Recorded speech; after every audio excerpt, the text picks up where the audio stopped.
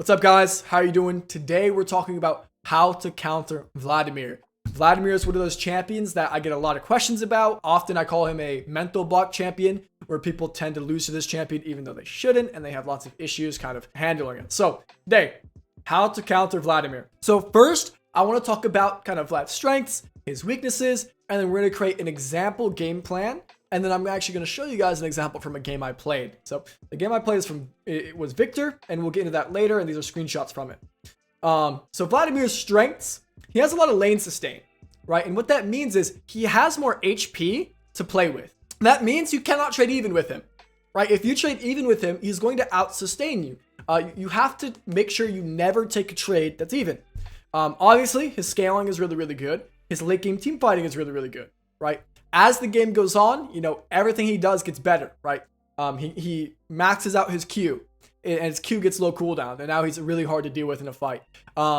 He gets some AP, and all of a sudden he can flank and one-shot your entire backline. He gets an item and some points into his E, and now he's one-shotting waves. So it's like, as the game goes on, he scales really, really well. So what are his weaknesses? Well, one of his weaknesses is actually one of his strengths. It's the good scaling. Now, you guys might be like, wait, but I thought this was one of Vlad's strengths. But it also has some drawbacks because a champion with good scaling has a poor early game. So he has really long cooldowns in the early game. He has really bad early skirmishing, right? If you take him out into the river and you take a 2v2 or a 3v3 before he has an item, he's not that useful. So if you're playing a champion that wants to roam a lot, that's usually the play. You roam a lot into him. If you play a champion like Victor, usually Victor doesn't want to skirmish in the river that much. But into Vladimir, it's 100% playable because you actually do out skirmish him in the river. And you can speed up the game. He can't play at fast-paced games, right? You know, he can't, he has no gank setup, right? So he can't get a lot of help from his jungler. He also can't go help his jungler. He has really bad early wave control, right? So he's not going to be able to shove waves in your face early game, right? He has to get some AP. He has to get some points into his E to do that. So those are his weaknesses. Now that you know what Vladimir does and doesn't do, you can take your champion, and here we have Victor, and that's the example we'll be using today.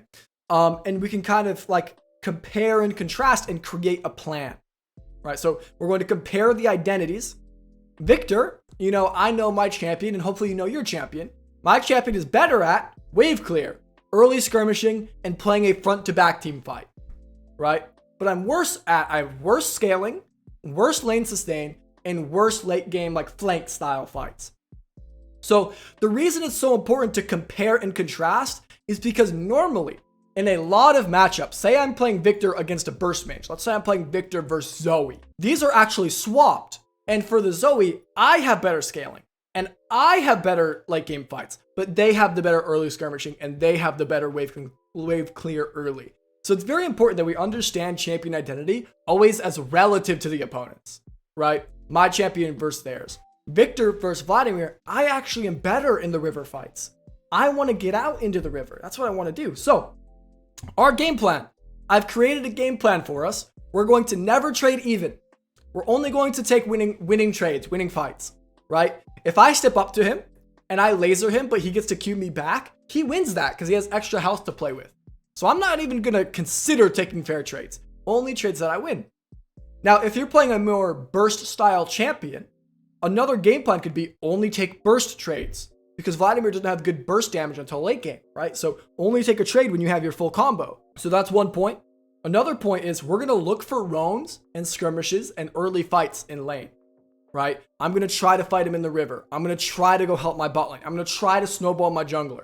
I'm going to make sure we get that early dragon. I'm going to make sure we get first herald because I know Vladimir can't really come to that with me because he's stuck on his minions, right? He has to scale. And then I'm going to look to speed up the game faster than Vladimir can handle. I'm going to try to make more plays. I'm going to try to back more, right? And that's my game plan. Now, the most important thing is we don't overplay. Oftentimes people think, oh, Vladimir doesn't scale or Vladimir scales, so I have to get a massive lead on him early. And you should be ahead, but that doesn't mean you have to be ahead a ton, right? If you're up 10 CS and you've roamed more than him, that's enough. That's plenty. So I'm going to take you guys into a game here where I'm playing this Victor versus Vladimir. And let's go ahead and just kind of skim through this game and use this as an example.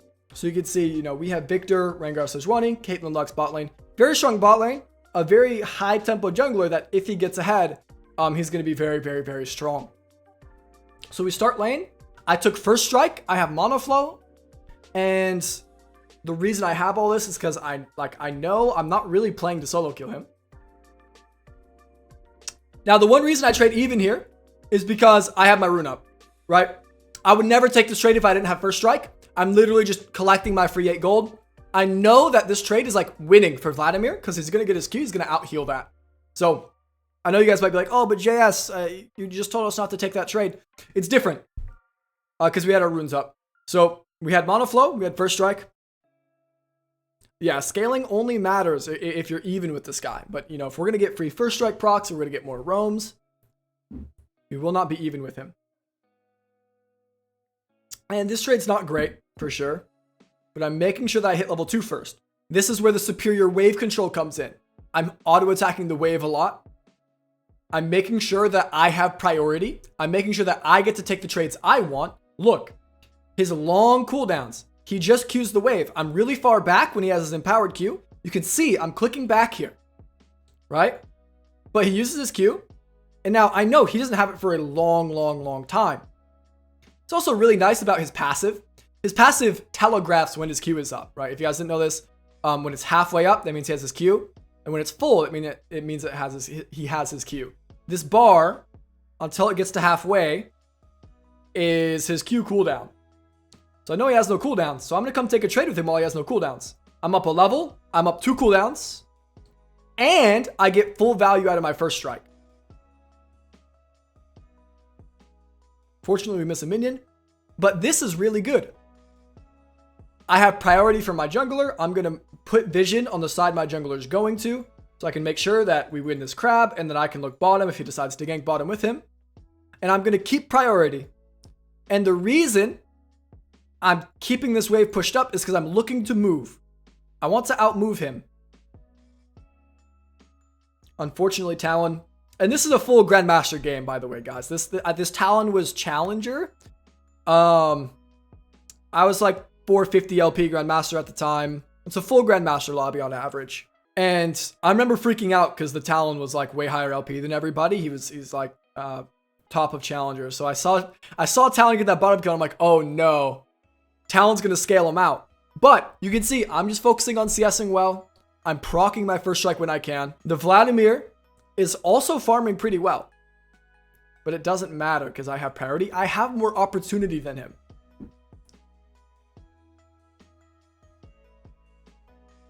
And here he goes on me. And just be very, very careful when he takes a trade. This is actually a massive mistake I made. I tried to take an even trade.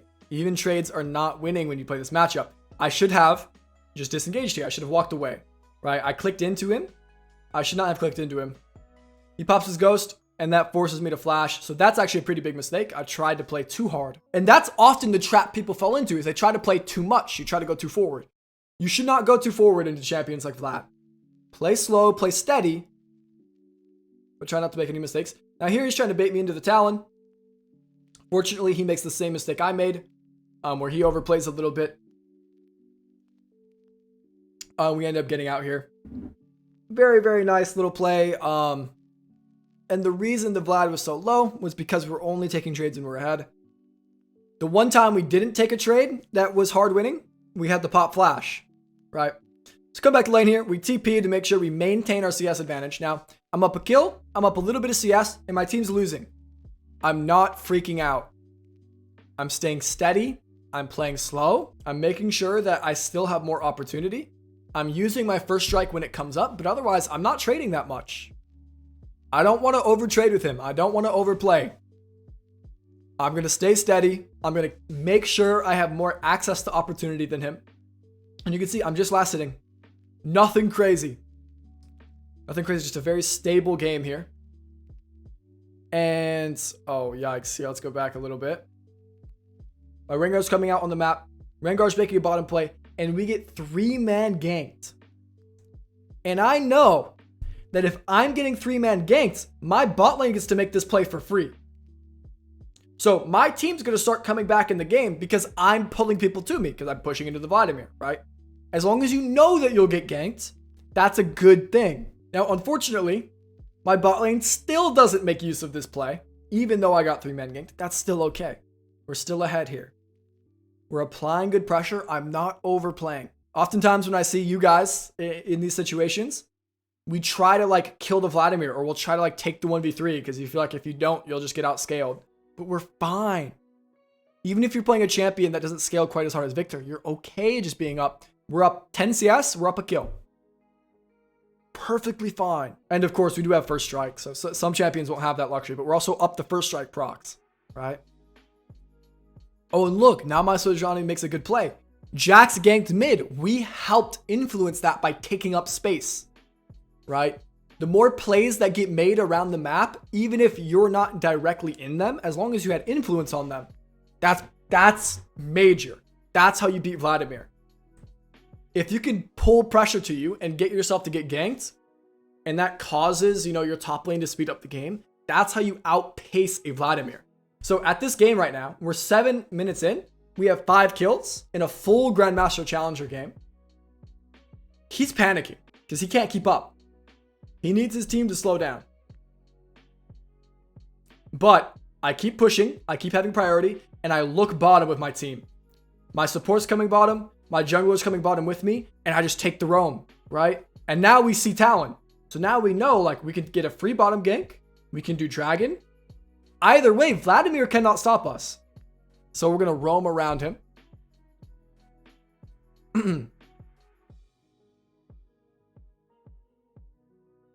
And I try to force a play here. I'm even losing a wave mid, but I know that Vladimir can't match us. So if I force a play bottom, and I do everything I can to make sure this fight happens, if Vladimir comes, it's a mistake. Because Vladimir needs to scale, he needs to be here. He doesn't get anything here, right? A Vladimir at level 7 can't play this by himself when his team's already low because we made them low. This is a massive game-losing mistake by the Vladimir. You absolutely cannot match this play. All we have to do is make Vladimir feel that pressure. We're going to go bottom. We're going to say, Vladimir, you can have the wave, but I'm going to make sure your entire team cannot play. And if you try to match me, you're going to lose it anyways. And I played this game quite a while ago, so I don't remember what I was doing here, but it looks like I greeted to stay. Again, knowing that if I make the pace of the game unmatchable for the Vladimir, the game is very easy. Now, at this point, this is a full Grandmaster game.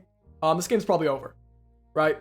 I don't think their team really has a chance. They do have the Vladimir scaling, but we're going to skip through it a little bit more. I believe I end up overstaying here, or not quite. Okay, yeah, the game's over. We're 4-0 in a Grandmaster game. And that's how you beat Vladimir. That's how you outpace him. That's what speeding up the game looks like. It looks like moving around the map. And then we have TP. So we get to TP and we get to match this guy. And I believe we just end up like completely poking him. Again, I'm not going to overplay on the Vladimir. He has so much health. He has so much sustain. Even on my Mythic, when he doesn't have it, I'm just going to keep making map plays. Right? So I TP back to lane. Crash the wave. I poke him off to make sure he doesn't get it safely. If he wants to fight me, I'll fight him, but I'm not going to overplay for him. And I just make another map play. That's it, man. That's it. We come back mid. He tries to fight me. And of course, he's going to lose because I'm on my Mythic. I mean, it's just as simple as that. He even flashed and ulted and everything. But it doesn't matter. And this game is pretty much over. We can skim through it just to see how I finish it out. You can see I push wave. I get objective. Push wave, get objective. Push wave, get objective. Now, some of my higher elo viewers here might be like, oh, but JS, if you push the wave into Vladimir, he gets to scale for free. You don't put any pressure on him if you push, right? If you push into him, he gets to farm all of the minions for free. And while that's partially true, Vladimir is a fundamentally flawed champion because he has poor wave clear and he has poor rotation ability. So if you perma-shove into a Kassadin, Kassadin is going to be able to ult around the map and follow you. And scale for free. So he can match your play and he gets to scale for free. But Vladimir cannot clear this wave in time and cannot match this. So we're giving him the wave. We're letting him scale for free. but we're making sure our CS stays high and that we pressure the map so heavy that his entire team's going to break. So, shove and roam, baby. If I can get him to skirmish me in the river, I know we cannot lose. And then we do Herald, and then we push again, and then we go bottom. You know, we get the tower, we hover with the Rengar. Just beautiful stuff here. Very natural way to close out this game. And we just keep taking skirmishes. Usually not the play as Vladimir. Or as Victor, sorry. But versus Vladimir, we get to abuse his weaknesses like this. Okay, so, and the rest of this game is just a stomp. We just get the dragons. It's the same old, same old. I hope this video helped you guys understand Vladimir a little bit more, and I hope that it gave you some perspective on how to play against him. Do not overplay. The biggest mistake is overplaying into this champion. So play steady, take your 10 CS lead, and just pressure the map and keep pressuring it. If you don't get anything right away, that's okay, because he's going to take up until like 20 minutes to scale. So you have the first whole 20 minutes to keep looking for plays. So just look for plays, look for skirmish fights, figure out what your champion can do specifically, and go after it. I appreciate you guys watching this one. I'll see you guys in the next one. Peace.